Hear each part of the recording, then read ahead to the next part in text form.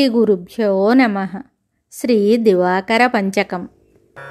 अतुल्यवीर्यमुग्रतेजसं सुरं सुकान्तिमिन्द्रियप्रदं सुकान्तिदं कृपारसैकपूर्णमादिरूपिणं दिवाकरं सदा भजे शुभास्वरम्।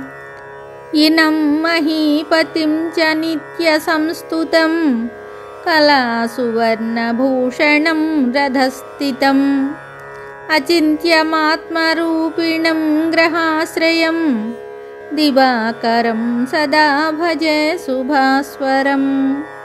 उषोदयं वसुप्रदं सुवर्चसं विदिक्प्रकाशकं कविं कृपाकरं सुशान्तमूर्तिमूर्ध्वगं जगज्ज्वलं दिवाकरं सदा भजे शुभास्वरम्। ऋषिप्रपूजितं वरं वियच्छरं परं प्रभुं सरोरुहस्य वल्लभं समस्तभूमिपञ्चतारकापतिं दिवाकरं सदा भजे शुभास्वरम्।